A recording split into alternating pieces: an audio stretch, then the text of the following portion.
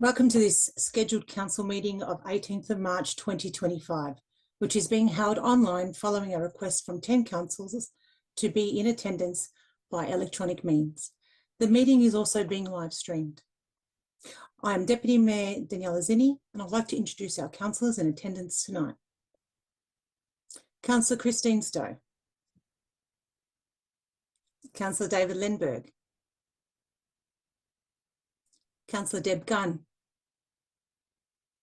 Councillor Blair Colwell. Hello.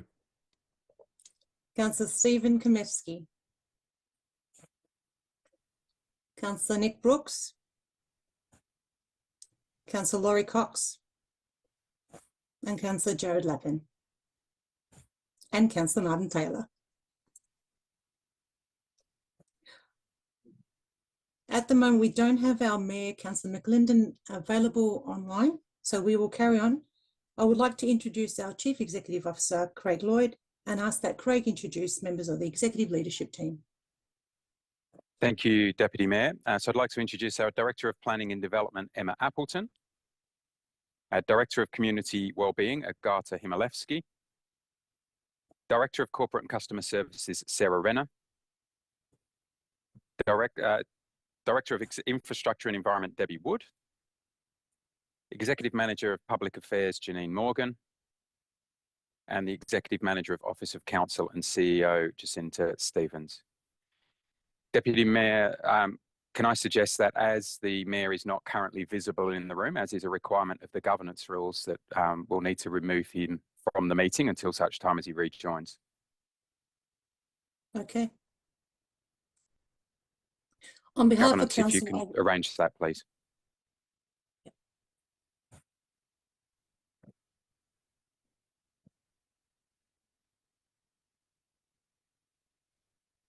Thank you, Chair.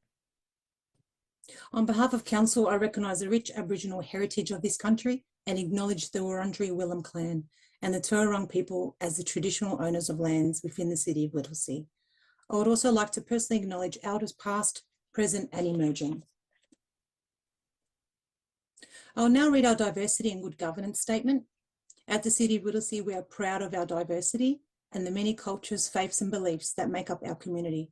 We strive to be an inclusive, welcoming city that fosters active participation, well-being and connection to each other and this land.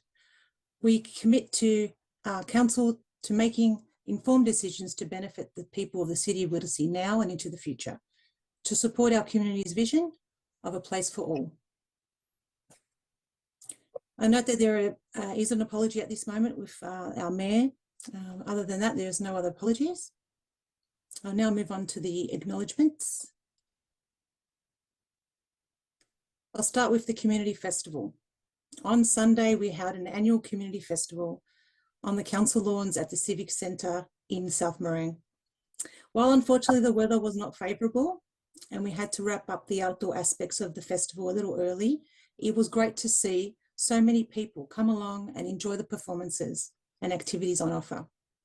A big thank you to all the City of Whittlesea staff who have worked so many months on planning this event, and also to the many community groups, stallholders and organisations who were in attendance on the day. I'd like to hand over to oh, sorry, no, I don't have the Mayor, that's right. Community Awards. At the Community Festival, it was my pleasure to announce, and the Mayor's also announced the recipients of the 2024 City of Whittlesea Community Awards. We had a record number of nominations, testament to the amazing work being done right across the municipality by people going above and beyond. A big thank you to our Community Awards Committee for their work in assessing all the nominations. So congratulations to our awards recipients. Dr. Savesh Soni, Citizen of the Year. Bill McGiveray, Senior Citizen of the Year. Zachary Malvain, Young Citizen of the Year. Zoe Brown, Access and Inclusion Citizen of the Year. And finally, Jim Bannon, our Sustainable Citizen of the Year.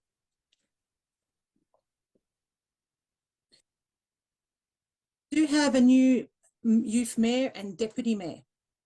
Congratulations to Kay Nat Burke and Emily Tricarico, who were elected to lead the City of Whittlesea's Youth Council for the next 12 months. As Youth Mayor and Youth Deputy Mayor. So the Youth Council are a passionate group of young people who meet monthly and provide feedback on matters referred to them from Council, as well as advocating on important issues, challenges and opportunities for young people.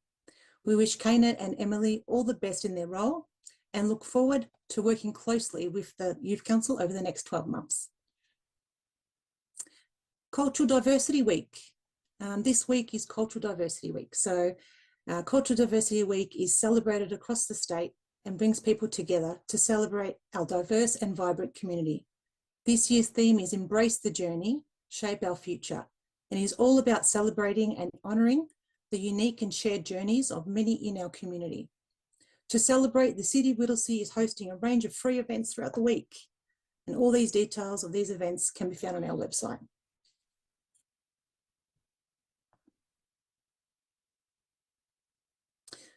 So officers and councillors, if you have a conflict of interest of any of the items on the agenda, you may verbally disclose and type the nature of the interest now, but you must also make a declaration immediately before consideration of the matter in question. Councillors, are there any items on this agenda for which you have a conflict of interest to declare? No, Chair. No, Chair. No, Chair. No, Chair. No, Chair. No, Chair. Thank you. Do any officers present this evening have any conflicts of interest in any items on today's agenda to declare? No, Chair. No, Chair. No, Chair.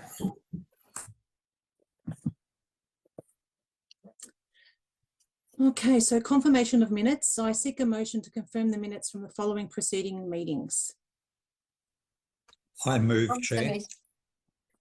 Oh, Yeah, so the scheduled council meeting held on the 18th of February and the unscheduled council meeting held on the 25th of February, 2025. I move the minutes. Can I move it? Councillor Stowe, thank you. A seconder on that? I second the minutes. Councillor Kamiewski. And now put that to a vote. All those in favour of confirming the minutes?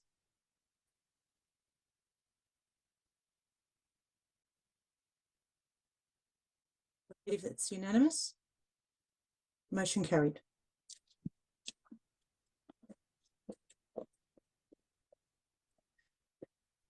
Public question time. Council allows up to 30 minutes for public questions, petitions or joint letters from the community. Public questions will be read out by the CEO's delegate and responded by the CEO.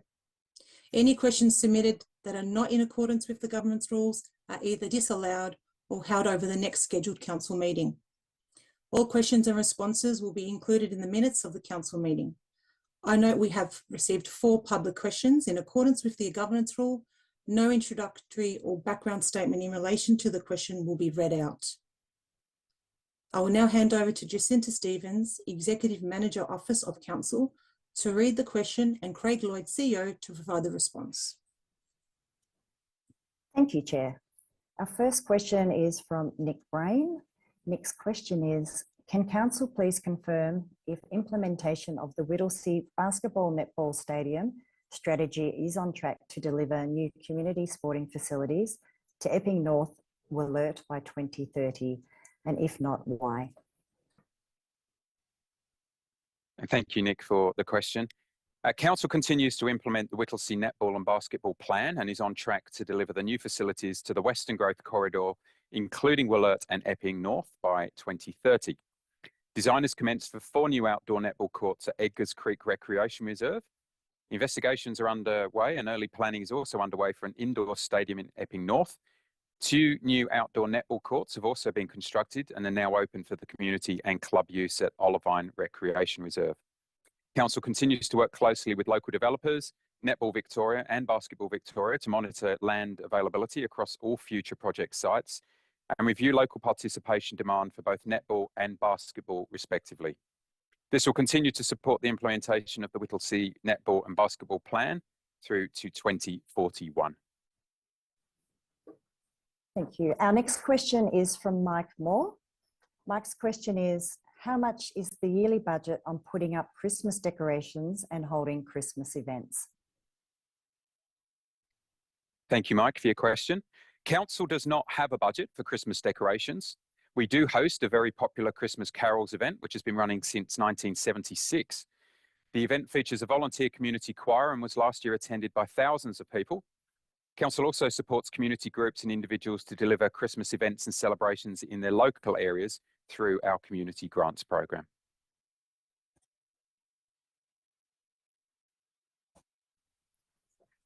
The next question is from John Ewan. Are there plans to build cycling infrastructure that connects Donnybrook to the surrounding suburbs such as Woodstock, Yanyin, Whittlesea, Wollert and Mernda? Thank you, John, again for the question. Donnybrook is connected to Whittlesea, Wollert and Mernda via Donnybrook Road, Plenty Road and Epping Road. These roads are arterial roads and are managed by the Department of Transport and Planning, or DTP. At this stage, Council is not aware of any planned cycling infrastructure upgrades in the area by DTP. Council understands cycling infrastructure is important to improve the connectivity across the city of Whittlesea, and we will continue to advocate to the state government and working with developers for walking and cycling infrastructure along Donnybrook Road, particularly improving connections to the Donnybrook station. Thank you. And our last question is from Nolene Anderson. What organisations does the City of Whittlesea belong to? And thank you, Nolene, for your question. The City of Whittlesea, along with many other councils, holds memberships to a variety of sector-wide organisations and professional bodies to support a collaborative approach to delivering services to our community. Some of these include the Municipal Association of Victoria and the Victorian Local Governance Association. Thank you. Thank you, Chair.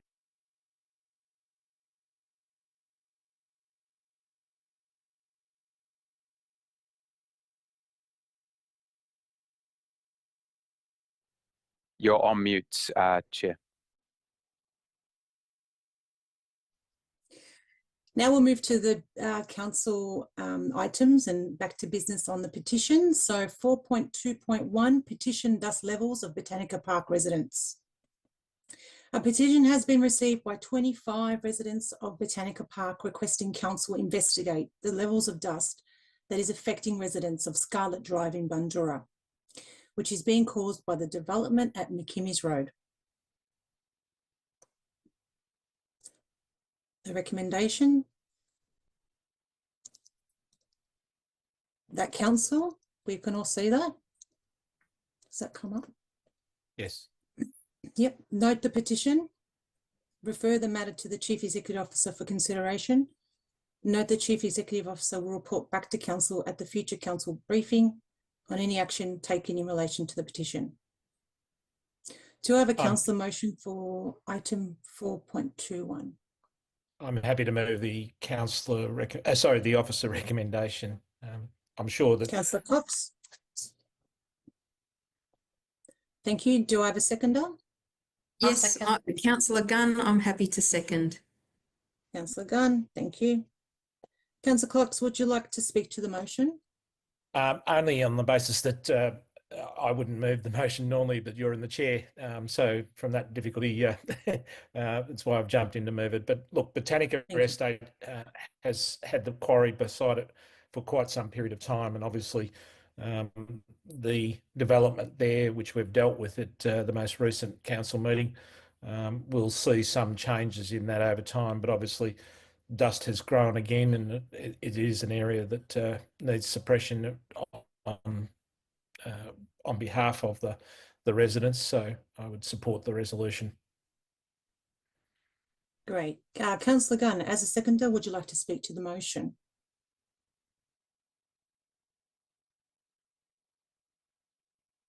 Councillor Gunn, you're on mute.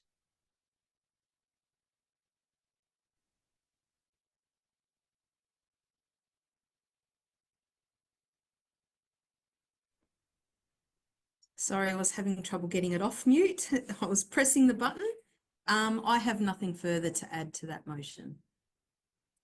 Okay, thank you. Are there any other councillors who would like to speak to the motion? Okay, I would like to speak to the motion. I support the Botanica Park residents petition, which calls for an investigation in excessive dust levels affecting residents' health due to the McKimmy's Road quarry housing development. As their local representative, I will work with council to address their concerns and help minimise the development's impact on their lives, ensuring their concerns are heard and addressed. Their well-being is my top priority. Some residents have stated to me that they cannot open windows, leave washing outside or entertain outside as they can't breathe. One resident had to change the air conditioning unit as it was full of dust. Their roofs are covered in brown dirt. They believe the developers have done absolutely nothing to resolve the issues of dust or noise. The promise of water trucks in a letter to them a year ago has never really occurred. So I really support this petition and support the resolution. I'll now put that motion to a vote. All those in favour, raise your hand.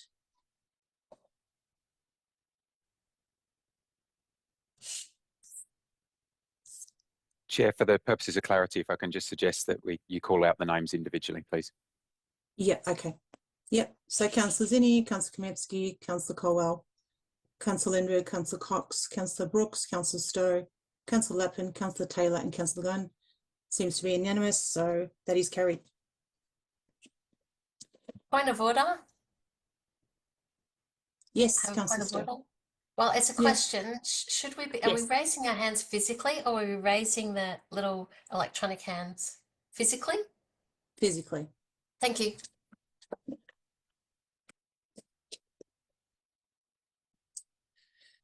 Okay, our next item on the agenda is item 5.1, quarter 1 and quarter 2 community grants update. I will Sorry, now Chair, ask if the- I may, Yeah. we just need to look at item 4.3, joint letters. Oh, yes. Sorry. Item 4.3, joint letters. There's no joint letters.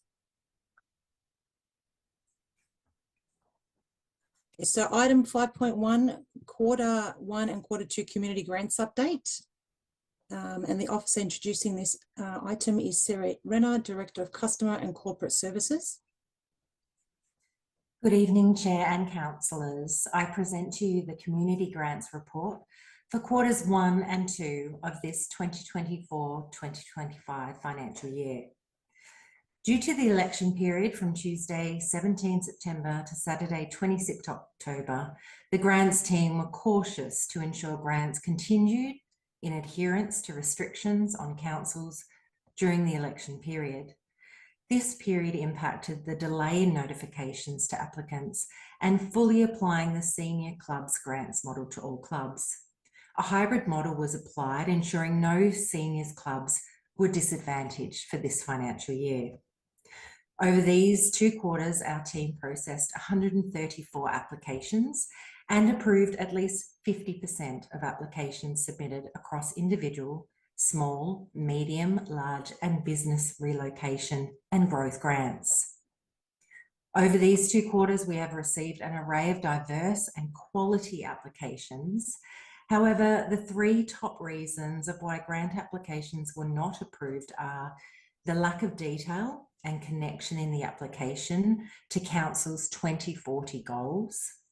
Applicants are applying within the 6-week notification period. Therefore, an approved grant would be a retrospective grant, and not meeting grant guidelines, for example, applying for projects currently in progress or considered business as usual. Our team continue to accept invitations from internal teams and external groups to talk about grants. Our approach is to keep it simple. We talk about details of what can be applied for and key tips to improve the applicant's chances of being approved for a grant, citing common reasons why applications are not approved. We are able to provide a clear example of how a group can mature along with the grants offered by council. Included in this report are a few photos and comments from acquittals submitted by grant recipients funded so far. For the next few months, our team will be focusing on closely reviewing acquittals to ensure the grants funded are being used as approved for its intended purpose. As such, please disregard officer recommendation number 2 within the report. Thank you, Chair. Thank you, Sarah. Councillors, do you have any questions relating to this item? Councillor Stowe? Yeah, I have a question about the grants for the individuals that were named in the grants. And I was just wondering about the privacy of those individuals. Is that usual to name those individuals in that way? I mean, where it's a community organisation, I think that's great, but I was just be concerned about the privacy of the individuals, presuming that they're possibly young people as well. Thank you. The CEO, I'd like you to answer that one. Yeah, I'm happy to take that question. So it is a requirement of the current grants program for public transparency that the names of individuals are published. We don't publish the names of those that are unsuccessful, but it is a requirement that if you are successful, that your name is published. Obviously, that's a matter for council to consider at the next revision of the guidelines for the grants program. Thank you. Anyone else with a question? We do have a councillor motion for item 5.1. Yes, I'm happy to move the officer recommendation point 1 only, removing point 2. Okay. I'll second. Do I have a seconder? I'll second that, Councillor. Councillor Kamevsky, yep. Councillor Kamevsky. Councillor Gunn, would you like to speak to the motion? Only to say that I'm very pleased that the grants are continuing on. I think this is a really vital piece of work in our community, and I look forward to seeing some of the great work that the grants produce. Thank you. Thank you. Councillor Kamevsky, as a seconder, would you like to speak to the motion?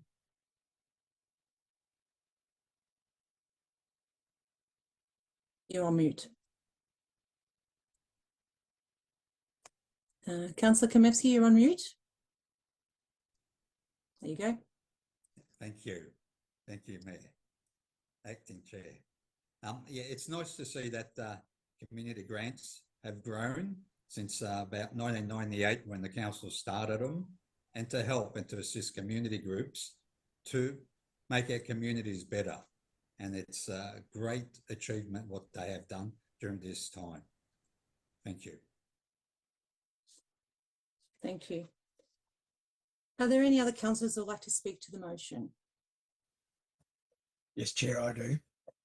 I Councillor think it's Taylor. a significant effort in relation to both council and the processing of these grants and the increasing number of persons that are applying for them.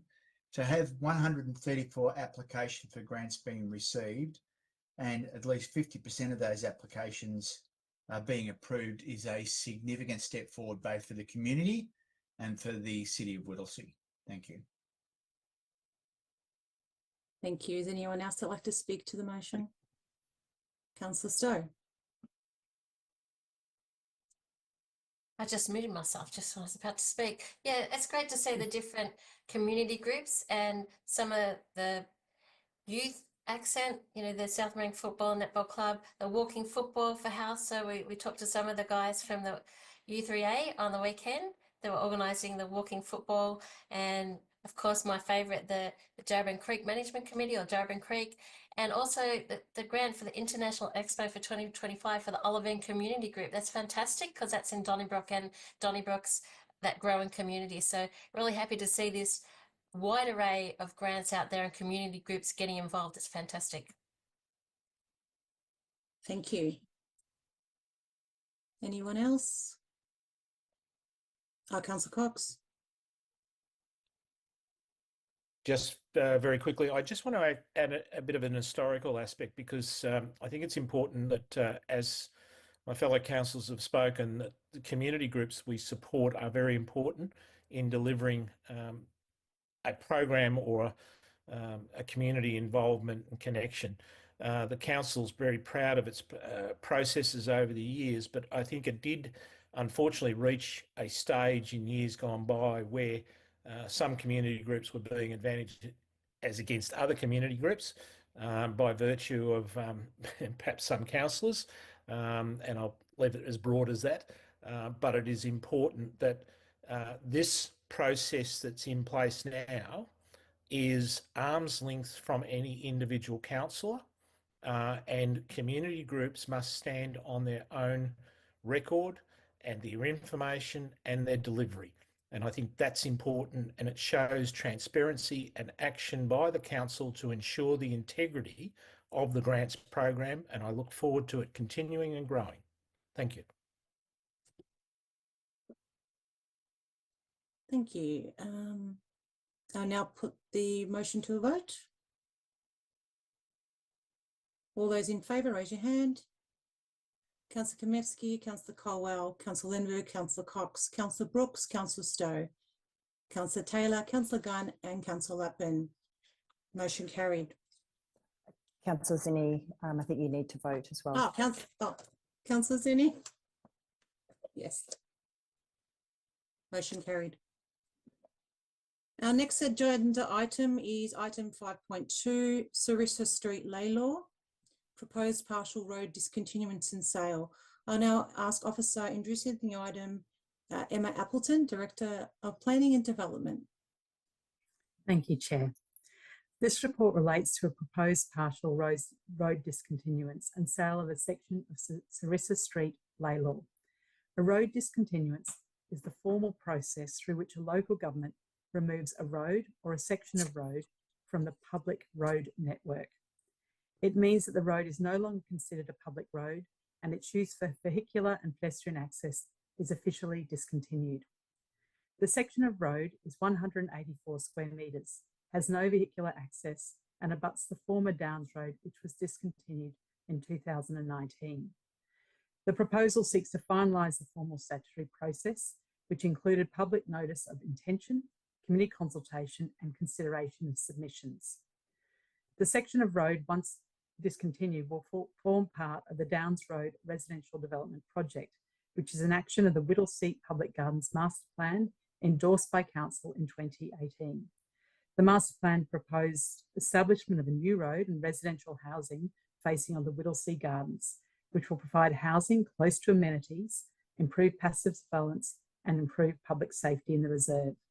The report recommends Council form the view that this section of road is no longer reasonably required and resolves to discontinue and potentially sell the subject land.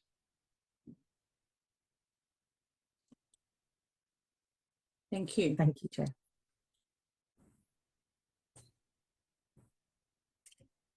Thank you, Emma. Councillors, do you have any questions relating to this item? Do you have a councillor motion for item 5.2? I move the recommendation as per the officers. I'll second that. Councillor Stowe. I have a seconder, Councillor Stowe. Councillor Kamevsky, would you like to speak to the motion? Yes, it's just a procedural matter that we have to go through, and it makes sense that that small portion of land which is surplus that should be included in the allotment that is to be subdivided there of the old Downs Road that's discontinued, and I recommend it. Thank you. As a seconder, Councillor Stowe, would you like to speak to the motion? I don't have anything further apart from what Councillor Kosmevsky said. Thank you. Is there any other councillors that would like to speak to the motion? No, now put that to a vote. All those in favour, please raise your hand.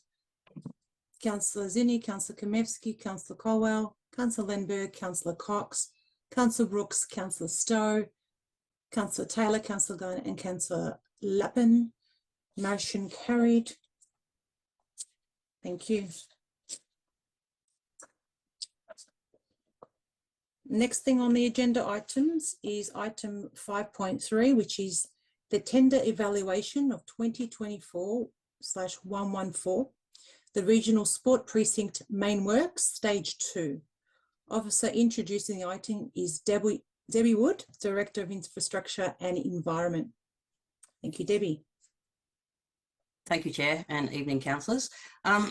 This project coming before you tonight is one of the biggest projects that Council will undertake and is guaranteed to create a facility that the community will be proud of and will continue to help grow and support participation in netball and also strengthen opportunities for basketball and other court sports such as badminton and volleyball. This stage of the project will deliver an indoor stadium with 4 indoor courts and 8 outdoor courts with a small pavilion and associated car parking and public gathering spaces. The report summarises the evaluation of the tenders received for the Regional Sports Precinct main works. This process has been overseen by a council-engaged independent probity auditor. So there were 5 tenderers received, and the recommended tenderer was not the highest ranked tenderer, but is considered best value because it offers a better risk and cost profile for council compared to the highest ranked tenderer. Also just note that with regards to some discussions around the potential for the addition of retractable seating, we have sought the order of cost for this item, which is around 1.82 million. Noting that the installation of this type of seating, which generally accommodates between 800 and 1,000 spectators, also triggers additional toilets, egress points and air conditioning requirements, hence the cost amount. This cost can be accommodated within the current budget should council wish to consider the item. I present the recommendation as outlined in the report. Thank you, Chair.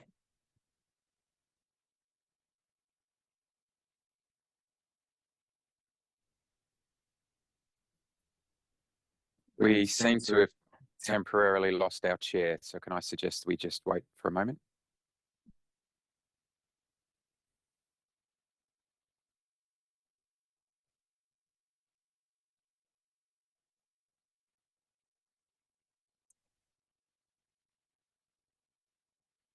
So did her link drop out? Is that what's happened?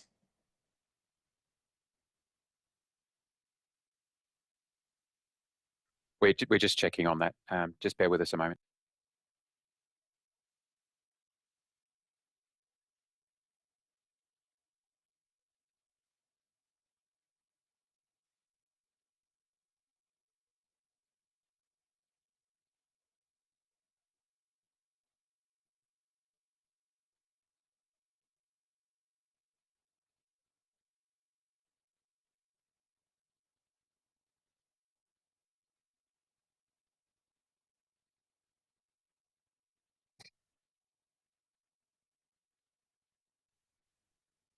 Councillors, can I suggest that we wait just for a couple of minutes to allow the Deputy Mayor to rejoin? In the event that she's unable to, due to technical difficulties, then we'll need a councillor to move a motion to appoint an acting chair, but we'll cross that bridge in a minute.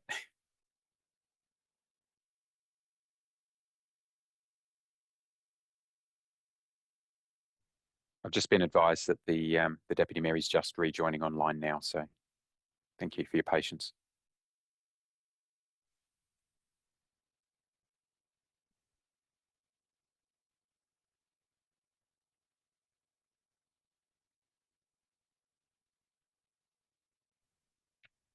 Sorry Deputy for Mayor, that, we Councillor. reached the end of the officer presentation, so you're now moving on to any questions. Yes, so does any councillors have any questions relating to the item of 5.3? Yes, Deputy Mayor. David Ledberg. Yes, David. With regard to the grandstand style seating, if that is approved, does that need to go to tender or is it automatically awarded to the winner of the tender, DevCo? Through you, Chair. Thank you, Councillor Lemberg. No, it doesn't need to go back to tender. We can accommodate it within this contract.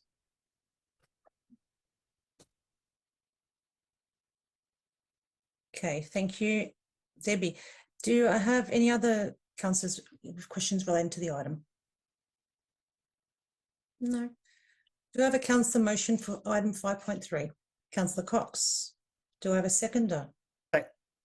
Chair, can I just I better spell out what the motion is. I'm moving the officer recommendations 1, 2 and 3, and I have inserted new words in 4, which I'd supplied to the officers, and I'd ask that be put on the screen. There it is, which is including the provisional sum in the contract to include the retractable grandstand seating, which we've been talking about. And I agree with those words. Okay, thank you. Do I have a seconder? Happy to second. Councillor Lenberg.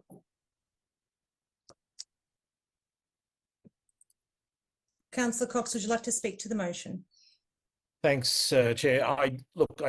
This is a fairly major project, as has been outlined, and from that point of view, it is one that we need to obviously take into account in the budgetary processes in the future. This is the stage 2 part of the process, and part of that construction, when we've been briefed, did show that we did not, in my view or opinion, have enough seating available as part of the access or show court type process that we would expect in a basketball or a netball game. And as such, because of the shortage of courts in the ball sports, it is important that we get this right as best we can, and certainly with a significant contract. So accordingly, the amendment, or the point 4 being incorporated into the contract, to me improves the stage 2 requirements, and I thank the work of the officers in getting that wording right. And I ask for support of the resolution. Thank you. Thank you, Councillor Cox. As a seconder, Councillor Lenberg, would you like to speak to the motion? No, thank you, Chair. Is there any others that would like to speak to the motion? Councillor Colwell. Thank you, Chair. In speaking to the amended motion, I highlight both the significance of the regional sports precinct, of what will be a major piece of community infrastructure, relevant and accessed by community members across the municipality. Delivering 4 indoor multi-purpose courts and 8 outdoor sports courts, the regional sports precinct goes some way to addressing the deficits outlined in the Whittlesea Netball and Basketball Plan of 2019 to 2041. The amendment seeking the CEO to include the provision of a retractable grandstand and associated amenity to accommodate that is an example of future-proofing this important community asset and ensuring it is fit for purpose for future generations of users to come. Thank you very much. Thank you, Councillor Colwell. Anyone else like to speak to the motion? Councillor Stowe.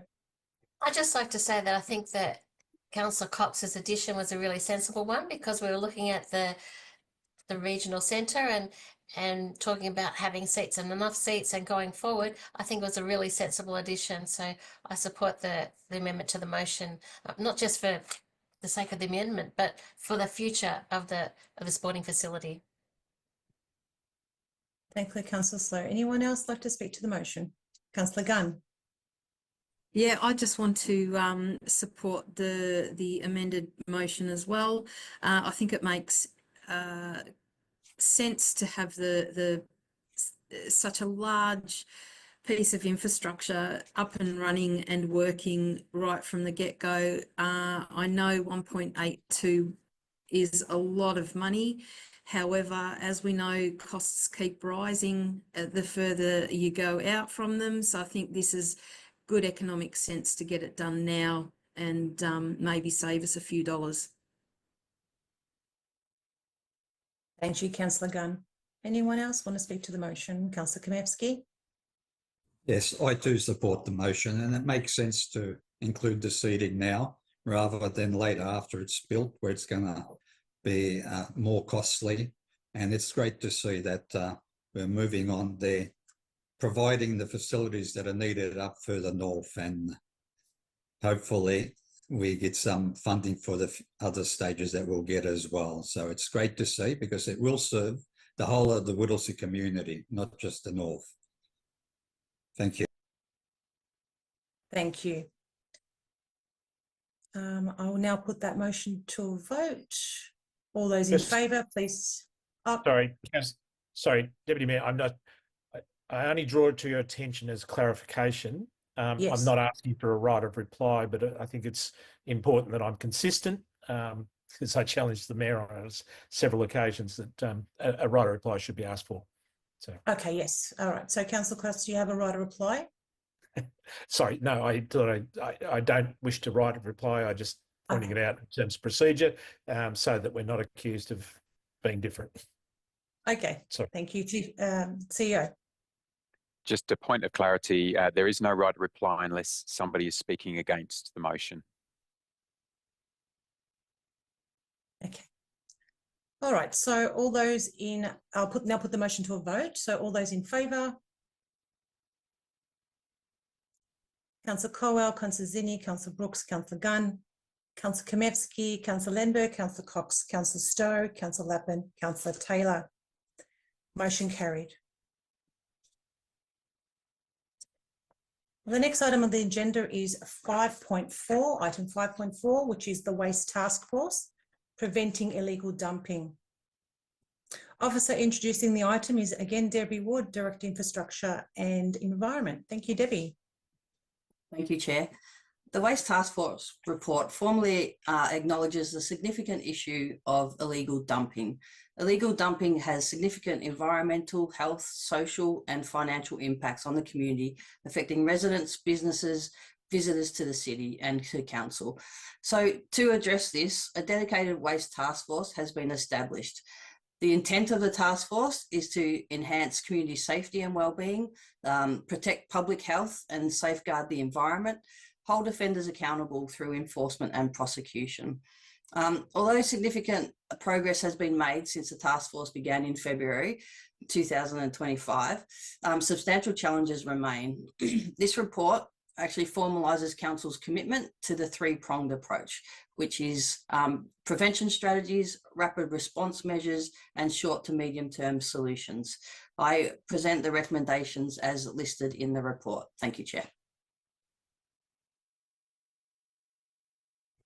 Thank you, Debbie. Councillors, do you have any questions relating to this item? Okay, do you have a councillor motion for item 5.4? Councillor Cox. Thank you, Chair. I think I'd like to move the officer recommendation. I second that, Councillor Stowe. Councillor Stowe. So, Councillor Cox, would you like to speak to the motion? Yes, thanks, Chair. Chair, this is one of the probably one of the most important issues that the council confronts. This is a challenge not just restricted to Whittlesea. This is across the state. We have had examples in the past where we had illegal storage of chemicals that placed the community at some risk. And whilst this is not directly aimed at that, this is more the dumping of rubbish on property, on nature strips, on sides of roads such as Craigieburn Road in my area, or Edgars Road, or down the end of streets. This has got out of hand. The community is speaking very loudly, and every councillor around the table, I'm sure, has been contacted on this at some point about the nature of the rubbish that it has been collecting. A lot of people point to the council and say, you need to fix it, you need to stop the costs and the landfill tax. It is important. The landfill tax is a state levy applied, not put in place by council. And part of this resolution is about trying to recover some of that landfill levy to recover our costs of pursuing dumpers of rubbish. And I think it's perhaps a little bit harsh, I've been told, but people who are doing this in a commercial sense, taking $20 to take a trailer load of rubbish away from a household and then taking it down the road and dumping it out of sight, out of mind, rather than taking it at the tip, are no more than grubs. And we should be very blunt about that. These are the people that we are particularly after and we want to prosecute. The fact that our officers have brought this proposal to us is great.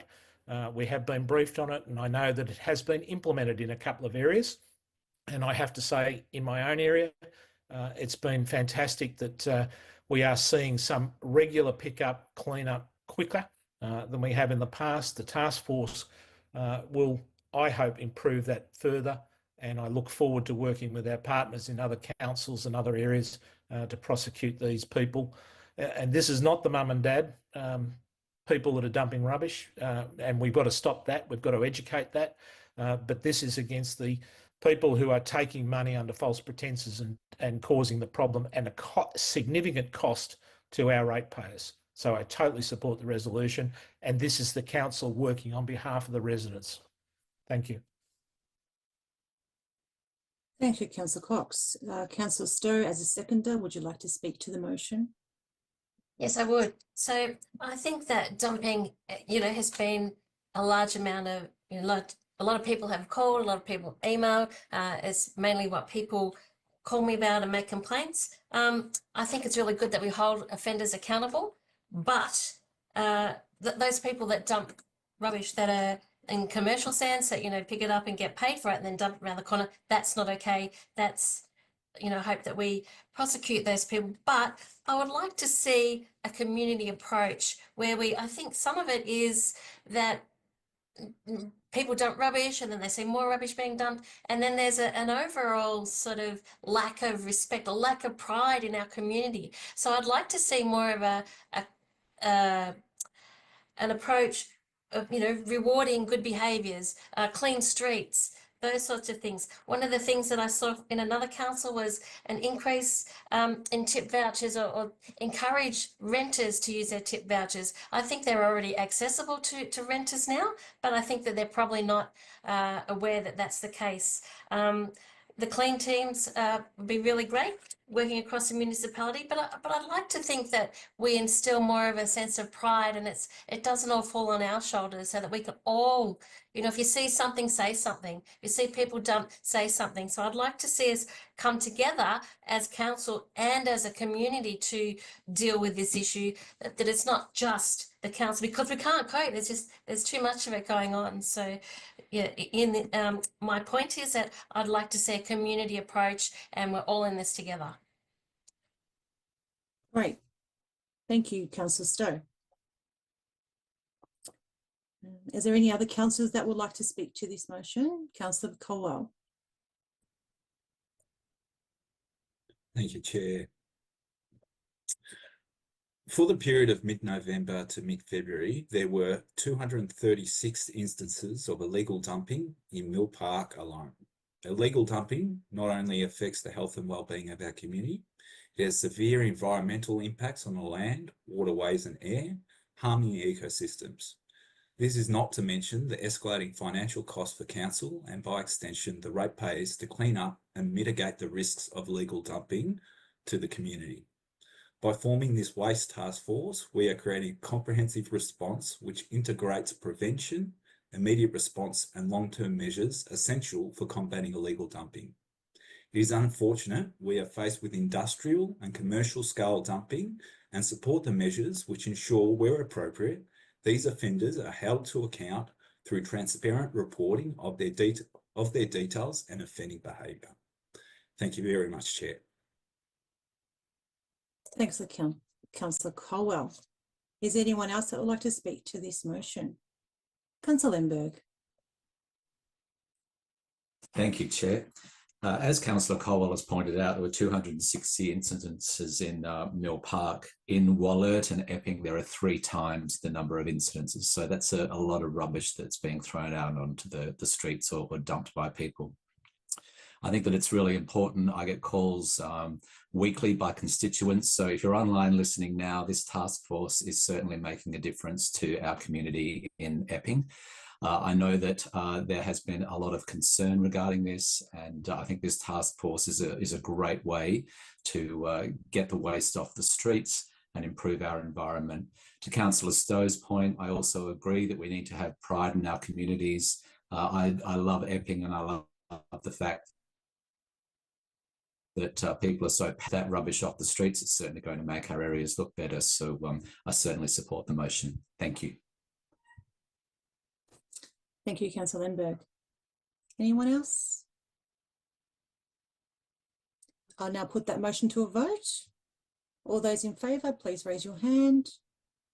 Councillor Colwell, Councillor Zinni, Councillor Brooks, Councillor Gunn, Councillor Kamevsky, Councillor Lindbergh, Councillor Cox, Councillor Stowe, Councillor Lappin and Councillor Taylor. Motion carried.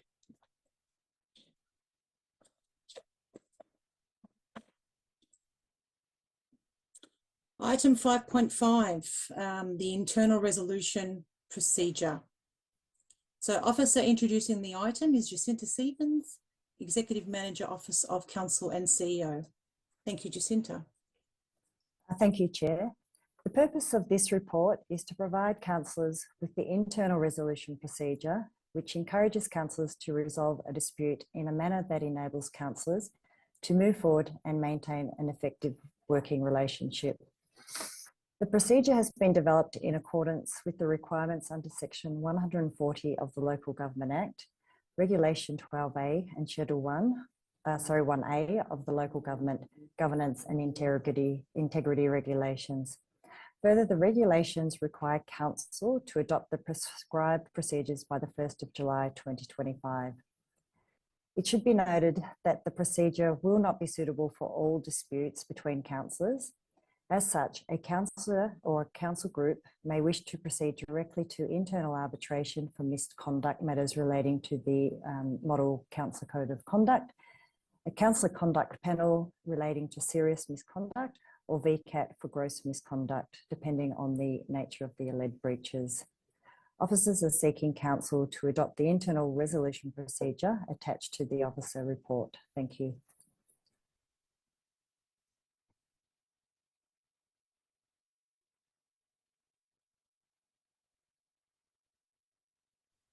You're on mute, Chair, sorry.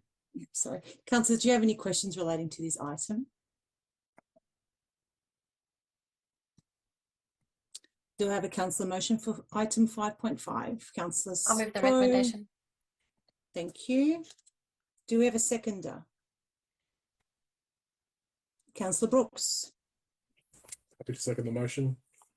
Thank you. Councillor Stowe, would you like to speak to the motion? I think that we need an overarching conciliation policy, and I think that this covers everything internal, resolution policy. I think from what I was reading it again, and it covers everything that we need to have. I think so. I don't have anything further to say after that. Thank you. Councillor Brooks, as a seconder, would you like to speak to the motion? Yeah, I agree. It's very important to have, but also something that hopefully we don't have to use. So that's all I have to say on that one. Thank you, Councillor Brooks. Are there any other councillors that would like to speak to the motion? I'll now put that to a vote. All those in favour, please raise your hand. Councillor Colwell, Councillor Zinni, Councillor Brooks, Councillor Gunn, Councillor Kamevsky, Councillor Lindbergh, Councillor Cox, Councillor Stowe, Councillor Lappin, Councillor Taylor. Motion carried.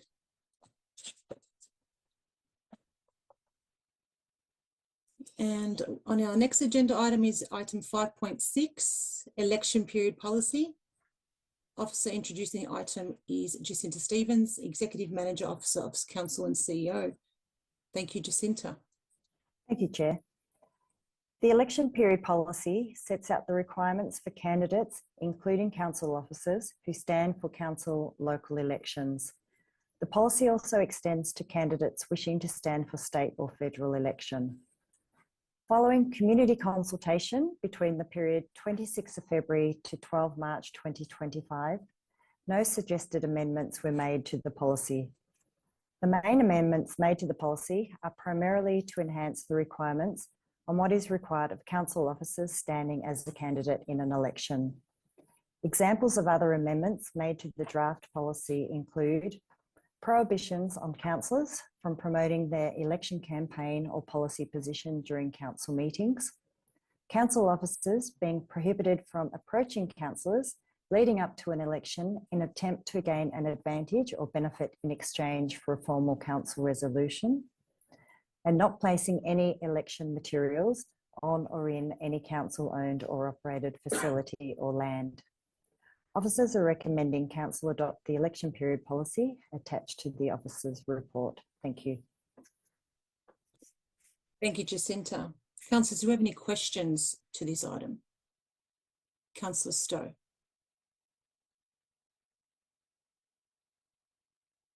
Sorry, just trying to,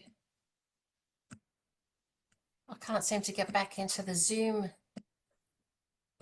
So the question that I had was about media release. So 10.2 media releases spokespersons. So I thought this policy was going to be put out to be responded to by the public. Was that, did I get that wrong, or is it not the case? Yeah, so at the unscheduled council meeting on the 25th of February, council resolved for the draft policy to go out for community consultation. That occurred between the 26th of February and the 12th of March. Okay, was there any feedback from the community? There was no feedback at all. And the other question, or the question that was that, how can I say? So I'm having trouble toggling between Zoom and the motion. There's a 10.2. It talked about publications had to be approved by the CEO. And when I read it originally, I thought that that meant that the CEO had to approve anything that went out as campaign material. But I'm reading it again. I'm seeking clarification. I think that's relating to publications that go out from council. Is that right? Yes, that is correct. I just might hand over to the CEO just for a little expansion on that. Yeah, thank you. And thank you, Councillor Stowe, for the question. So yes, what that covers, for example, during that period of time, any social media posts the organisation puts out, any responses to media inquiries, any of those things, I have to sign them off on behalf of the organisation and council. It's not about election material. So if a councillor was running as a candidate in a state or federal election, I'm not authorised or approved to sign off their election material. That doesn't cover that. So it's just material put out by council for the purposes of advertising the election. So I just wanted to clarify, because I think that was a misunderstanding when I first saw it, and by some other people. So it's just a point of clarification. Thank you. Thank you, Councillor Stowe. Do I have the councillor motion for item 5.6? Councillor I'll Stowe? move the motion. Yeah, Yeah, I'm do I have happy a to move the seconder? motion. Sorry. That's all right. Do I have a seconder? Councillor Cox. Councillor Stowe, would you like to speak to the motion? Well, now that that's been clarified, I think that it's really good to have an overarching policy so that we know where we stand, and so that anybody who proposes to stand in the future. So I think that's what the policy is for. But now that that point's been clarified, I'm more than happy with the policy. Okay, thank you. Councillor Cox as a seconder, would you like to speak to the motion? Yes, quickly, Chair. I endorse the resolution. This policy has been subject to a briefing. It's been subject to public exposure, and it addresses the perhaps identified shortfalls, I suppose, of election policies where candidates who are existing office holders or councillors and or staff of the organisation could place themselves in some jeopardy if they're not careful in terms of the statements made that may then reflect back upon councils. So this policy document is about being transparent, being about very clear to the community that we fully respect the right of any person putting their hand up for office, but they must respect and understand that they should not reflect upon the council. So they endorse the policy. Thank you. Are there any other councillors that would like to speak to the motion? I'll now put that to a vote. All those in favour, please raise your hand. Councillor Colwell, Councillor Zinni, Councillor Brooks, Councillor Gunn, Councillor Kamevsky, Councillor Lindbergh, Councillor Cox, Councillor Stowe, Councillor Lapin and Councillor Taylor. Motion is carried.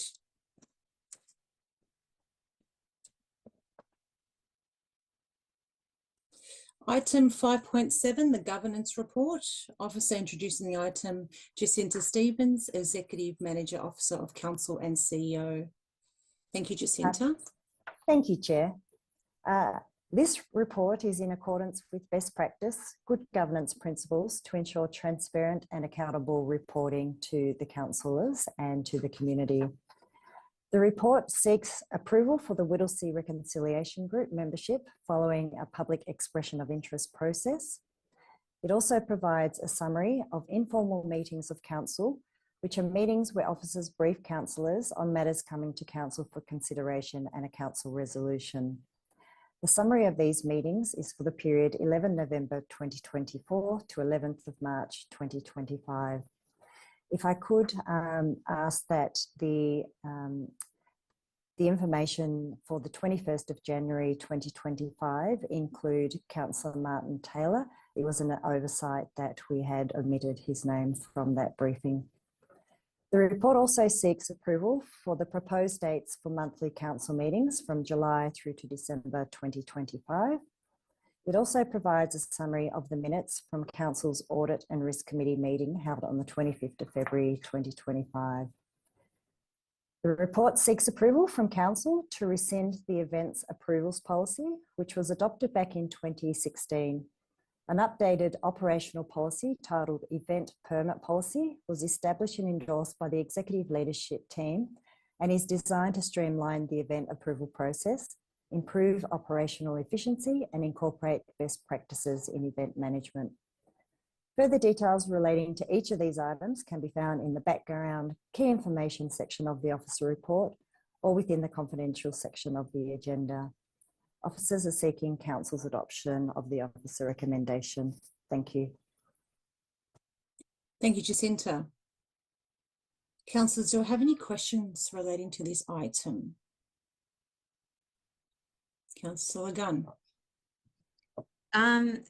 Jacinta, do we need to add in the recommendations to have Councillor Taylor's name added, or is that just a given? For the record, it would be good if you included Councillor Taylor on the 21st of January summary. Thank you. As part of the motion being moved by a councillor. I am happy to move the motion if we could have point 7 for Councillor Martin Taylor's name to be included in the, what was it, the 21st of January minutes? Yep. Or Yes. attendees? Yes.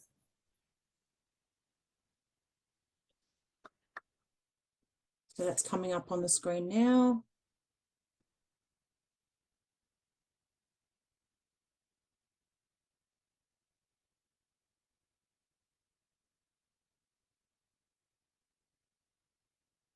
So Councillor Gunn, happy with the wording. Yep. And I'm happy to move that. Thank you. I'll second that. Seconder is Councillor Stowe. Yeah. So Councillor Gunn, would you like to speak to the motion any further? I don't think I have anything further to add at this stage. Okay, and Councillor Stowe, as a seconder, would you like to speak to the motion? I don't have anything to add other than that I identify that Councillor Taylor wasn't on that list today. So now I'm happy that he's there. Thank you. Is there anyone else that would like to speak? Any other councillors on the motion? Councillor Cox. Chair, thank you. On the Whittlesea Reconciliation Group resolution, which is part 1, I just think it's very important we talk about that in terms of that we have had quite a number of nominations made for the position, and that process of selection has occurred. I am the council representative on the committee, but I have not had a direct involvement in the process. But I am aware of the names that people have been put forward, and I think it is a very diverse representative group, and I'm very pleased that there has been some fairly solid nominations put forward representing the Whittlesea point of view in terms of reconciliation and discussion process. And I think it's important also to say I look forward to working with the group over the coming 12 months for a very strong outcome and a voice on behalf of that group, coming back with a community that is committed to the gathering place and completing the gathering place, but building a better relationship. And it's not about us dictating, it's about a process of working together and making sure there's appropriate recognition across the board. So I just wanted to touch on to that point. Thank you. Thanks, Councillor Cox. Thank you. Are there any other councillors that'd like to speak to the motion before we move it to a vote? All those, so I now put the motion to the vote. All those in favour, please raise your hand. I'll start from the bottom this time. Councillor Taylor, Councillor Lappin, Councillor Stowe, Councillor Cox, Councillor Enberg, Councillor Kamefsky, Councillor Gunn, Councillor Brooks, Councillor Zini and Councillor Colwell. Motion carried. Okay, that brings us to the end of the agenda items for business. And now we're at the notice of motion. I note that there are no notice of motions. Now we'll move on to urgent business. Councillors, are there any items of urgent business?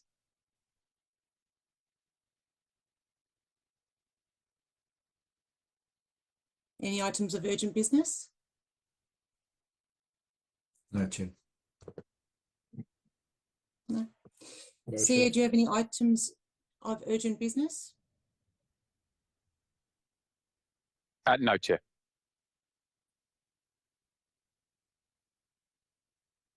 So, sorry, Deputy Mayor, I understand that there was some discussions earlier today. Is that no longer taking place, or? we did have an urgent There was a business. suggestion of an urgent business item. I'm just asking Yes. whether. So, Yes, so Deputy CEO. Mayor, just for clarity, Yeah. you've asked me if there are any items of urgent business. I have been notified of one, but obviously it needs a councillor to move that. Yeah. Councillor Kamefsky? I was going to say possibly in the closed meeting where an urgent business needs to be discussed. Okay. That's, Chair, that's not possible. The agenda item for urgent business, it needs to be in the public domain. Yep. Okay. So I'll just ask it again. Urgent business. Councillors, are there any items of urgent business? Councillor Gunn. Just ask, we have had a discussion about an urgent business motion. So is what is required for one of us to say that we approve of an urgent business motion to be, or put a motion that an urgent business item needs to be discussed? CEO. Thank you, Chair. So just to elaborate on a process. So if a councillor wishes to move an item of urgent business, a councillor needs to, at this point, say that they have urgent business, say what that urgent business is. That then requires a seconder. And then councillors would then need to vote to accept that item as urgent business. If that item was then accepted as urgent business, then the matter is then actually moved, seconded and debated, that you go through the process twice, but it needs to be accepted to go onto the agenda first.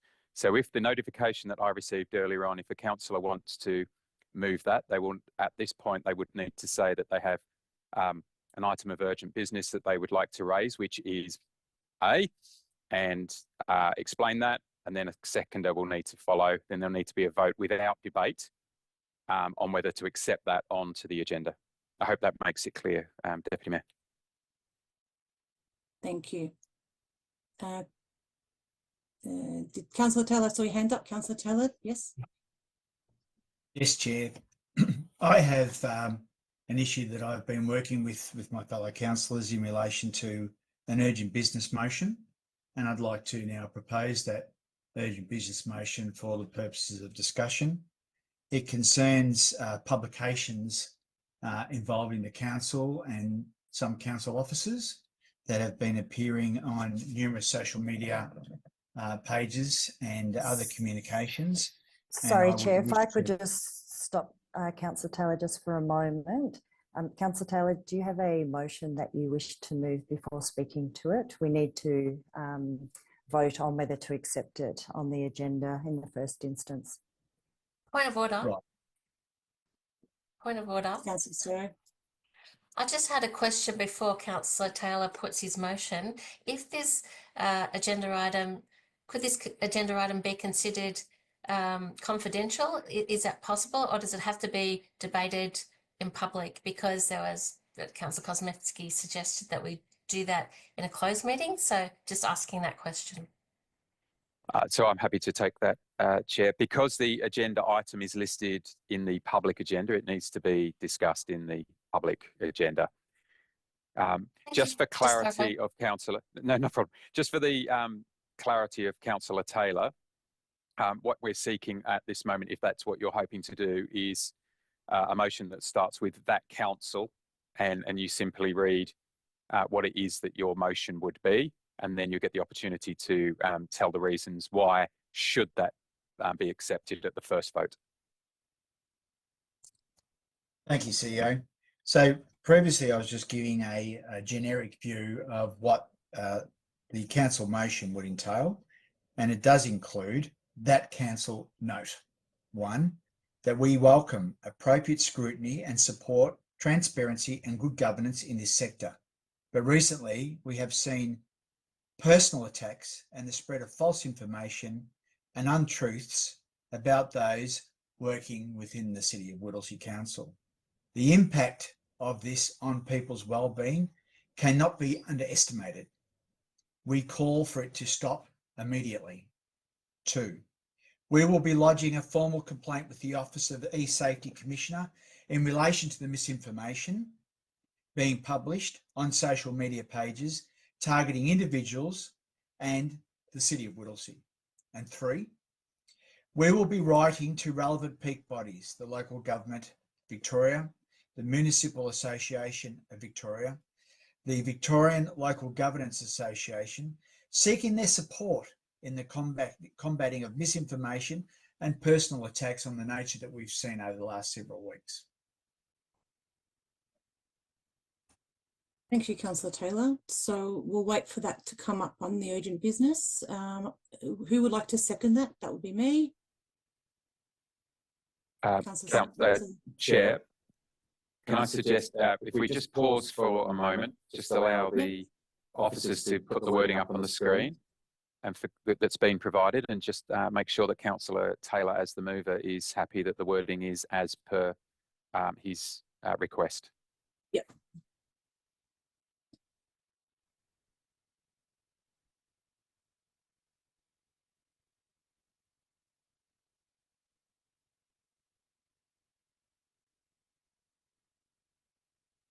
I endorse the urgent business motion as presented before us on the screen. Do we have a seconder for that motion? Can I just have a slight amendment made to point 3? I think we need to resolve that somebody write on behalf. So could we have point 3 being resolved for Councillor Zinni to write on behalf of council to relevant peak bodies, and then leave the rest as it is?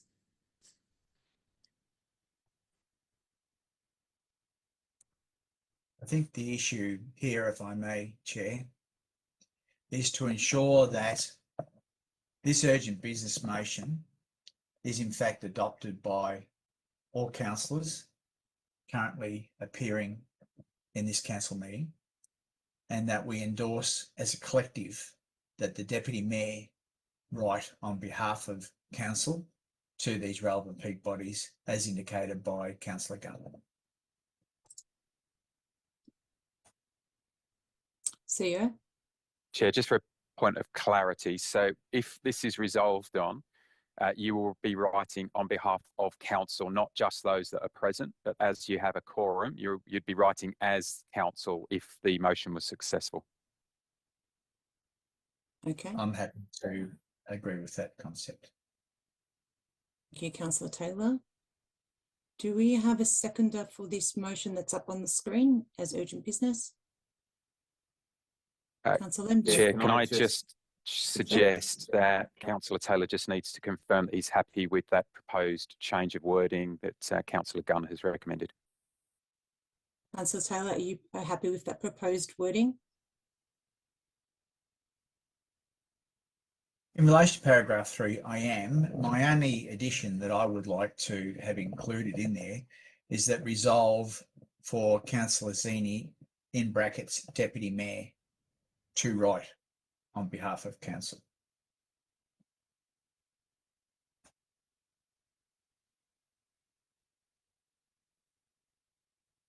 Given that amendment and the amendment introduced by Councillor Gunn, I fully endorse the urgent business motion as appears on the screen. Okay, thank you. Do I have a seconder? Councillor Second the Lindbergh? motion. Second the Thank motion. you. Thank you. Okay, so the approval from Councillor Taylor and Councillor Lindbergh and Councillor Gunn, we will now put this to the vote.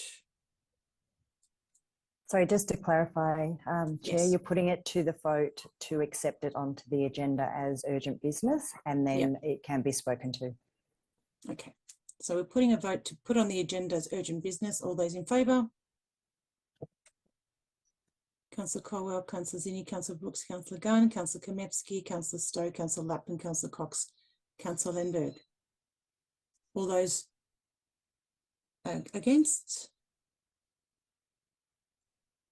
Councillor Taylor, did you want to vote? You didn't vote. I have voted, but I will do it again in favour. Okay, we'll go through that again. So all those in favour of putting this on the agenda: Councillor Colwell, Councillor Zini, Councillor Brooks, Councillor Gunn, Councillor Kamevsky, Councillor Lindbergh, Councillor Cox, Councillor Stowe, Councillor Lappin, Councillor Taylor. So the approval of this motion is voted unanimously and carried. So once that's up there, we are now going to ask if anyone would like to ask any questions about this motion relating to this item. Does anyone have any questions?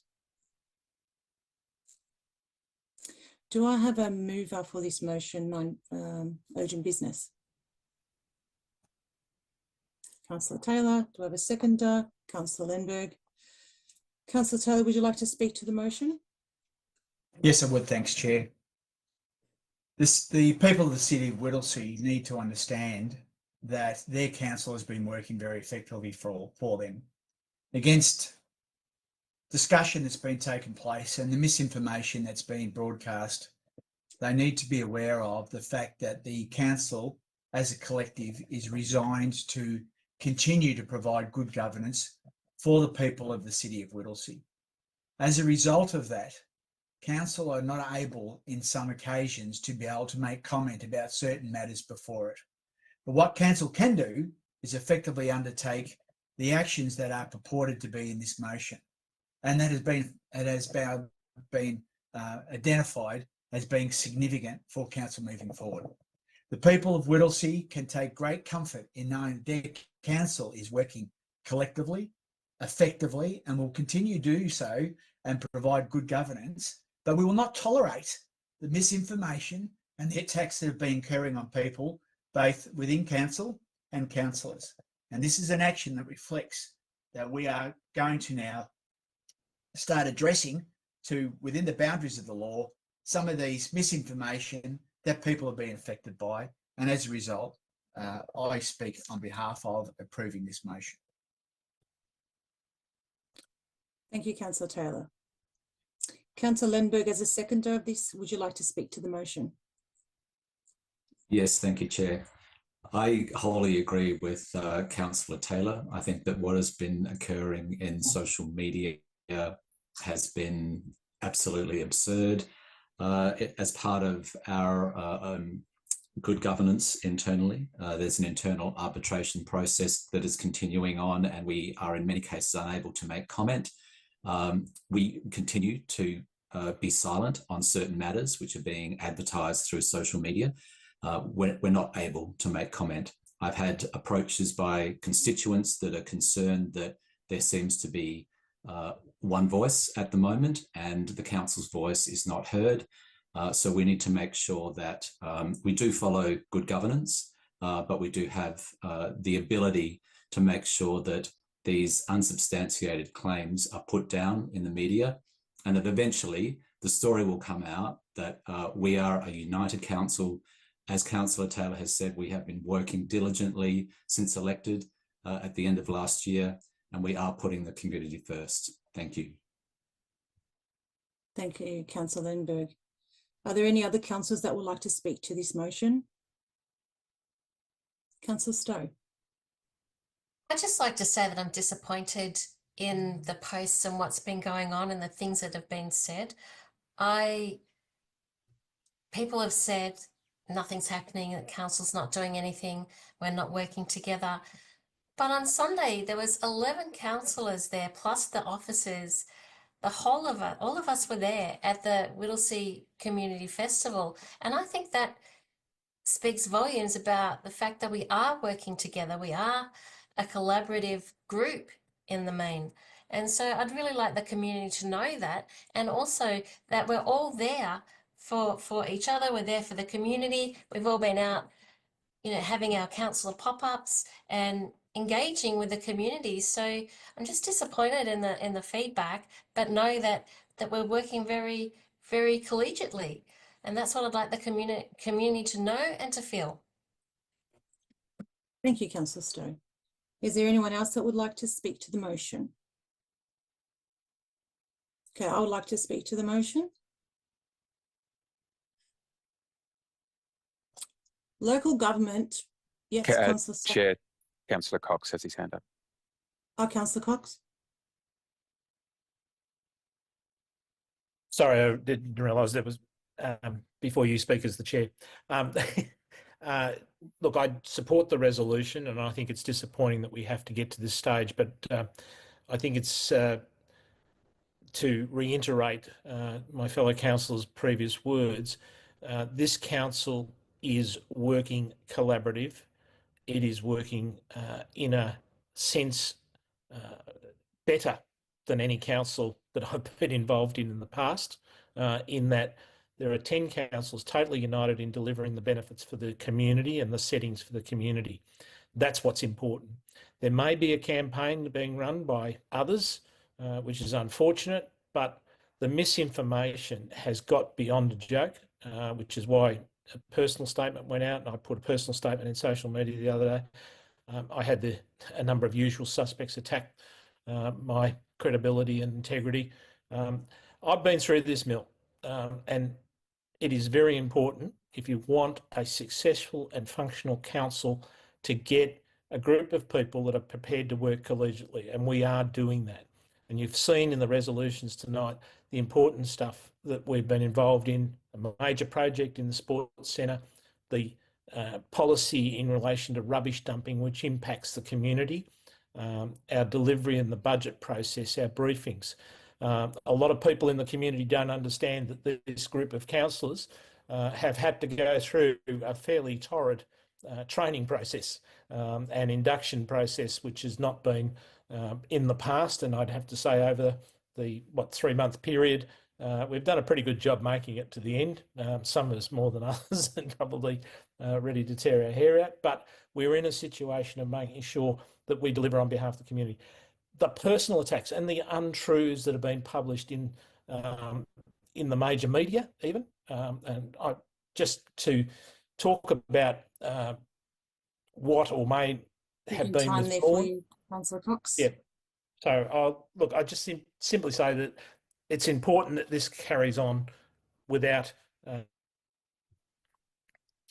getting too difficult in the areas we shouldn't be talking. Thank you.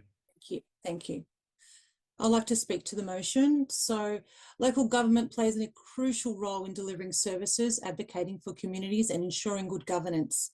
However, misinformation and targeted abuse directed at councillors and council staff have the potential to erode public trust, undermine decision-making processes and good governance, and most significantly, deter the community's participation in local democracy. This has raised significant concerns across a lot of councils in Victoria, including Melton, Moonee Valley, Stonington, Port Phillip and Hepburn. These media outlets have a real potential to disrupt good governance of a good council. Thank you. Okay, so I now put that motion to a vote. All those in favour, please raise your hand. Councillor Colwell, Councillor Zinni, Councillor Brooks, Councillor Gunn, Councillor Kamefsky, Councillor Lenberg, Councillor Cox, Councillor Stowe, Councillor Lappin and Councillor Taylor. Motion carried.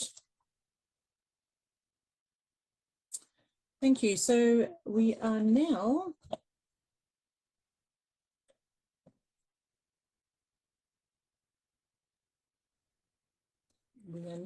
at the we have to I have actually It's old... item 8, Chair, councillor reports.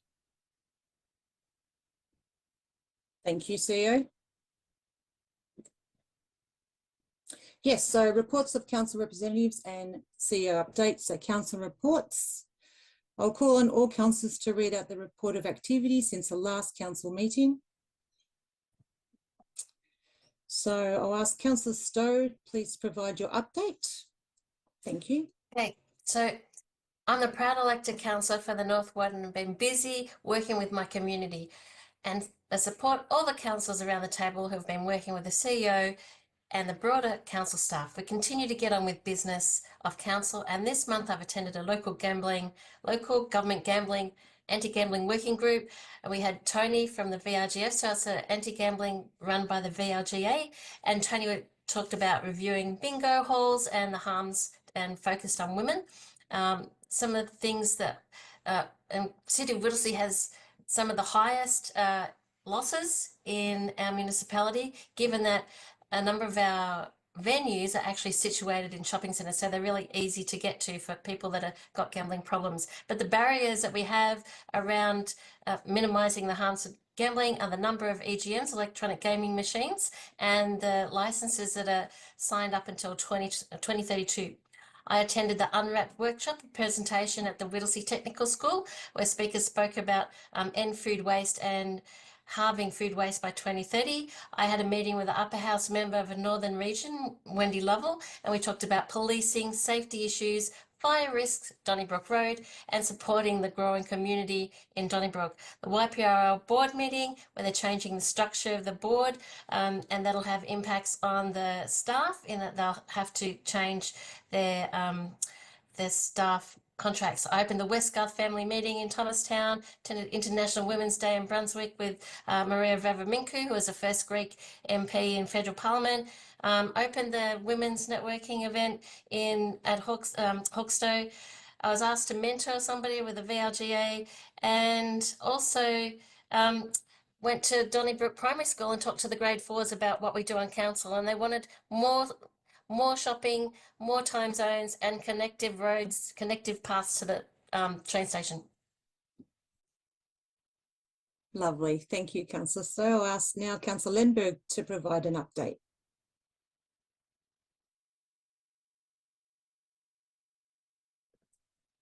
Thank you, Chair. Sorry, I'm having a few technical issues. Here we go. I, David Lenberg, as the elected councillor for the Epping Ward, support the other councillors on this conference call who have been working with the CEO and the broader council staff to support our communities. We continue to get on with the business of council, and this is some of what I have done this month. My month has actually been less active due to my partner requiring my love and support for a health-related issue. If I've been slow to respond to your inquiries, please forgive me. Your concerns are important to me and I will do my best to respond in a timely manner. I've continued my training with the other councillors and completed the task with the rest of the team.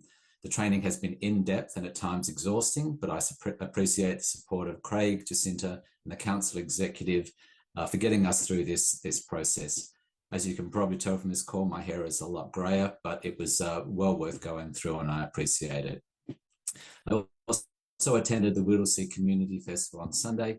It was my partner and I, it was our first outing together after surgery. Although it was a very wet day, I enjoyed getting out with so many community-minded individuals. Congratulations to all the winners of the awards. You are truly remarkable. Thank you very much. Thank you, Councillor Lindberg, for the update. Councillor Gunn, please provide your update. Thank you. Hi, I am Deb Gunn, elected councillor for Painted Hills Ward, and I support the other councillors on this Zoom meeting today who have been working with the CEO and the broader council staff to support our communities. We continue to get on with business of council, and this is some of what I've done this month. I was part of the Community Awards Committee, and I have to say this has been an absolute immense pleasure, and I'm thoroughly inspired by all of the great work being done in our city. Each and every nominee was deserving of an award. It was very tough deciding on our winners, and I just want to say congratulations to all. The Community Awards ceremony at the festival on Sunday, the 16th of March was great. It was great to see all of the recipients of the awards, and I look forward to working with them into the future. Some of those award recipients will come onto the awards committee at future times. I'm also part of the Epping Cemetery Trust, and this month we've had a briefing and overview of the trust, and we will start preparing for our July meeting. Thankfully, we have completed all of our mandatory units of councillor training, which the last unit was last Tuesday. Yay! I'm so pleased that that is done. And like my fellow councillors, I did attend the community festival on Sunday. It was a wet and soggy day, but I did enjoy talking to a lot of people, some of our new residents who are in the process of moving into the city of Whittlesea, and giving them a few ideas on places they can tap into for disability and mental health services. I enjoyed chatting with some of our local businesses that had stalls, and look forward to working with them and visiting their venues into the future. Thank you to everyone who's been very patient with me. I have had a few technical issues with my email since returning from overseas. Just time, please. I'm on track, and thank you very much. Just on time. Thank you, Councillor Gunn. Councillor Colwell, please provide your update.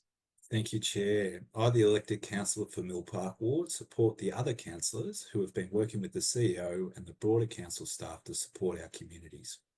We continue to get on with the business of council, and this is some of what I've done this month. On the 20th, 25th and 27th of February, and continuing on through the 4th, 6th, 11th of March, I participated in council briefings and induction program. We've now completed that process, so we'll be looking forward to a reduced pace of council meetings and briefings. On the 23rd of February, as a guest of Mission Smile Inc., I attended the Whittlesea Colour Carnival Northern Holly. I want to thank the group for their hospitality and commend them on an event which again highlights the diversity in our community and the richness in all our customs and culture. I attended the Whittlesea Youth Commitment Strategic Advisory Group on the 26th of February, which outlined the calendar of events for the group will be facilitating throughout the remainder of 2025. And finally, I attended the City of Whittlesea Community Festival, where I visited many of the community information stalls, saw the presentation of the Citizen of the Year and other significant award recipients, and enjoyed the entertainment of live acts and activities. It was a wet and soggy affair, but well enjoyed by everyone in attendance. Thank you very much, Chair. Thank you, Councillor Colwell. I now ask Councillor Kamiewski to provide his update. Thank you, Chair. I, Stephen Kosmewski, the elected councillor for the Laylaw Ward, support the other councillors who have been working with the CEO and the broader council staff to support our communities. We continue to work together to get on with the business of the council. Since the last council meeting, I have attended the council briefings and workshops on the 25th of February, the 27th of February, the 4th of March, the 6th of March, the 11th and the 13th of March. On Sunday, the 16th of March, I attended the community festival like all of my fellow councillors, which we enjoyed the nice soggy, spongy ground, and it was certainly nice to see a few people attend, and congratulations to all the award winners. Now, on the 19th of February, I had the Yarra Plenty Regional Library briefing, and on the 20th of February, attended to the Yarra Plenty Regional Library Audit Committee meeting and the Yarra Board meetings. Thank you. Thank you, Councillor Kamevsky. I will now ask Councillor Brooks for an update, please. Thank you.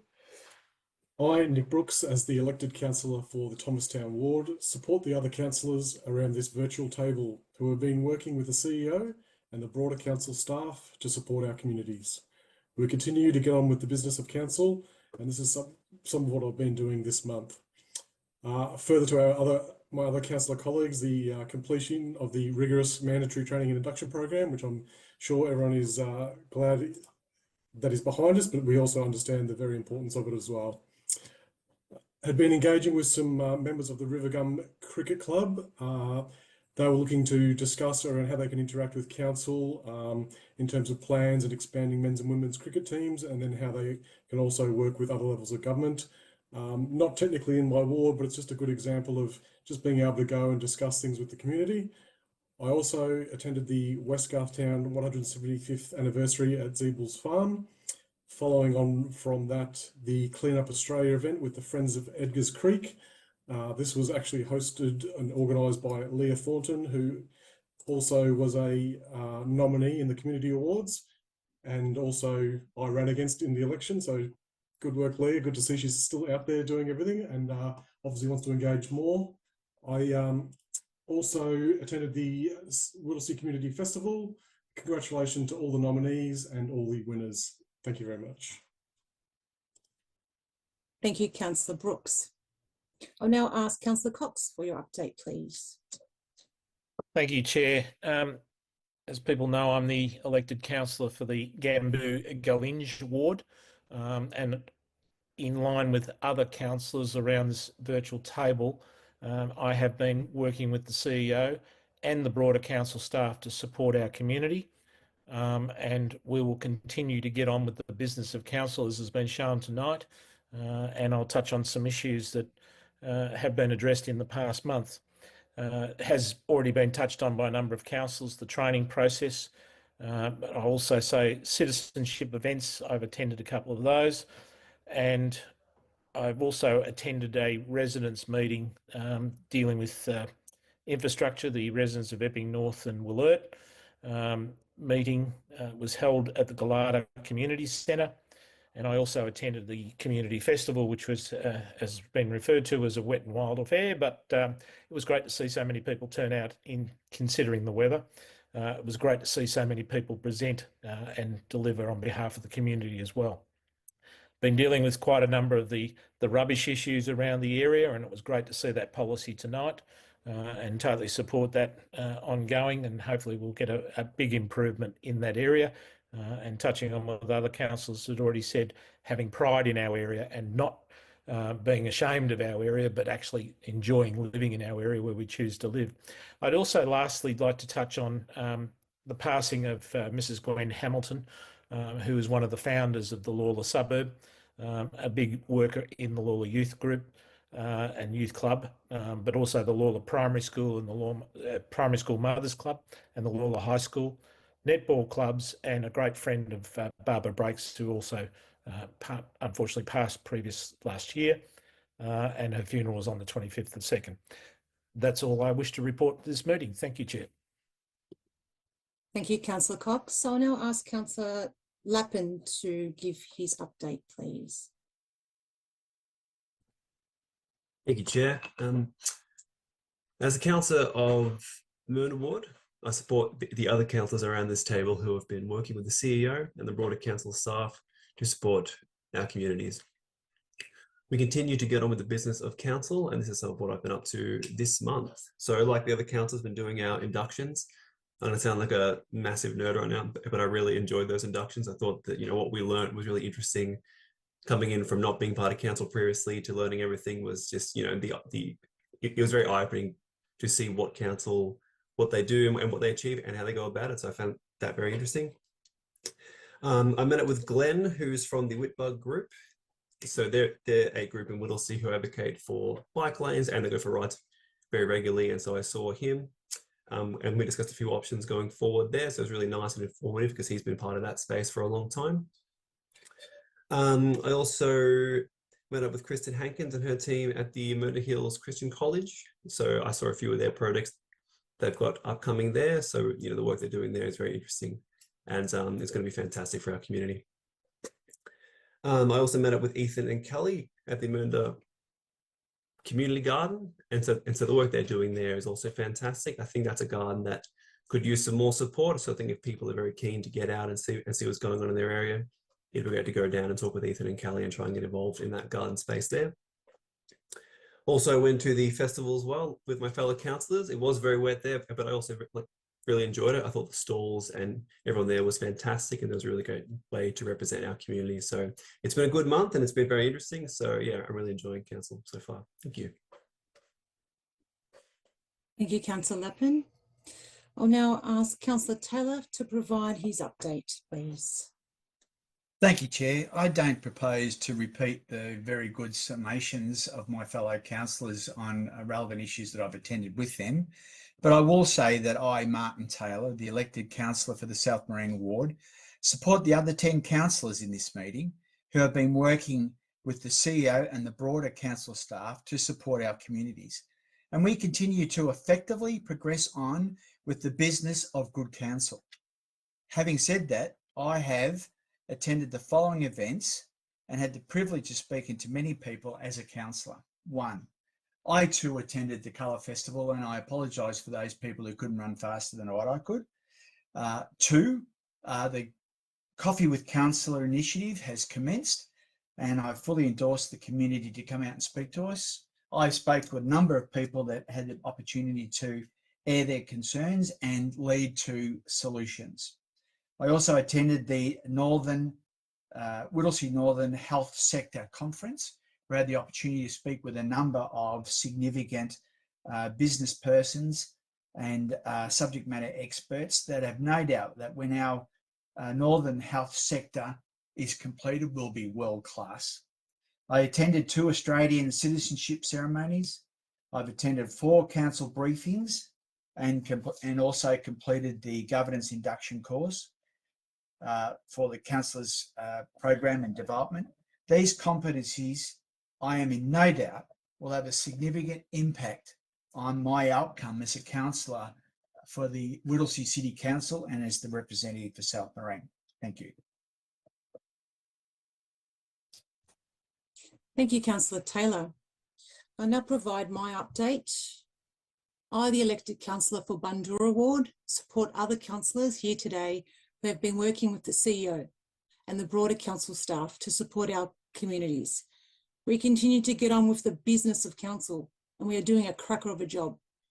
Some of the things I did this month, I went to visit the team at Norris Bank Tennis Club and see firsthand the state of the facilities.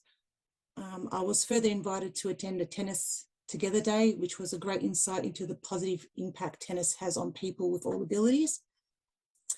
It was also an honour to be in attendance at the Community Festival as part of the presenting the awards for residents in categories such as Citizen of the Year. Congratulations to all the winners. This week I visited Whittlesea Tech School and met the director there, Sandra McKechnie. This school provides innovative and high-tech cutting-edge learning access for secondary students, all in our municipality, to further their learning in science and technology, engineering and math, skills needed for the future. The work Sandra and the team are doing there is exceptional. So thank you. That was my update. Okay, so I'll now move over to the 8.2 on the agenda, which is the CEO update. I now ask the CEO to provide an update on both council and members of the public. Thank you, Chair. I'm pleased to report that the conversion of a grass pitch into a FIFA accredited synthetic surface at Partridge Street Recreation Reserve in Laylaw is complete. The move to a synthetic pitch will allow usage to increase from about 20 hours a week to more than 40 hours a week. It's a good result for the Mill Park Soccer Club, which has more than 300 active members, but also for nearby residents, schools and community groups as well. The City of Whittlesea already has one of the highest rates of soccer participation in the state, and this will only encourage more people, especially women and girls, to take part. This was a $2.7 million project and was fully funded by council. The Barry Road Tennis Club in Thomastown is expecting an increase in participation after the City of Whittlesea finished a major court and lighting upgrade recently. A $900,000 redevelopment, again fully funded by council, saw the reconstruction of 2 courts, installation of an energy efficient LED lighting system and new fencing. I'd also like to acknowledge the Barry Road Tennis Club for their $20,000 contribution for the project, which allowed all of the 6 courts to be painted the famous blue as seen at Melbourne Park for the Australian Open. As part of the 2024-25 Playground Renewal Program, we've delivered improvements to local playgrounds to create fun, inclusive outdoor spaces for people of all ages and disabilities. Recent upgrades at Tower Hill Park in Doreen and Wombat Corner Park in Mernda. They've included brand new play equipment, seating, nature play elements, including shelters and fresh landscaping. Other parks receiving upgrades this year include the Foothills Park in South Morang, Hibiscus Park in Mill Park, Bushman's Way in South Morang, and Jorgensen Park in Doreen. I'm pleased to report that we've completed more than 71,000 square kilometres of road resurfacing so far this financial year. That includes Graduate Road and Scholar Drive in Bundoora, Victoria Drive in Thomastown, and Oakbank Boulevard in Whittlesea. We've got another 36,000 square kilometres of road to go. A bike ride in memory of former City of Whittlesea CEO David Turnbull, OAM, will be held on Sunday the 30th of March at 10 a.m. in Whittlesea Township. David passed away from cancer in 2020, aged just 61, and is very fondly remembered for his 40 years of service to our community through local government. David served as the City of Whittlesea's Director of Planning and Development from 1994 to 2007, and then CEO from 2007. And his leadership during the 2009 bushfires was an inspiration. All proceeds will go to the CFA. And finally, it's with great sadness that we acknowledge the passing of Alan Henderson, a former council officer who passed away over the weekend. Alan dedicated 38 years to the City of Whittlesea, working from 1971 to 2009 as our purchasing officer. Our deepest condolences to his family. Vale Alan. Thank you, Chair. CEO. Thank you, CEO.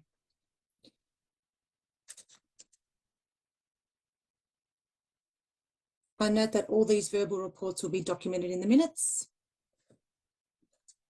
And we'll move to agenda point 9, the confidential business.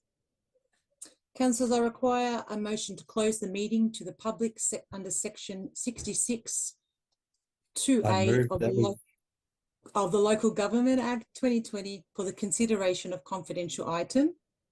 Item 9.1, variations to parks maintenance contract CT 2023/118. Do I have a mover to close the meeting for consideration of the confidential item? I move that we close the meeting to the Councillor confidential Kaminsky, meeting. thank you. I'll second. Do I have a seconder? I'll second Councillor Stowe. Councillor Stowe, thank you. And now put the motion to a vote. All those in favour? Councillor Colwell, Councillor Zinni, Councillor Brooks, Councillor Gunn, Councillor Kametsky, Councillor Lenberg, Councillor Cox, Councillor Stowe, Councillor Taylor, Councillor Lappin. Thank you, motion carried. This brings us to the end of the open meeting, and therefore I close the open meeting at 7:51 p.m. Thank you. Thank you, Chair. We'll advise you when we're clear.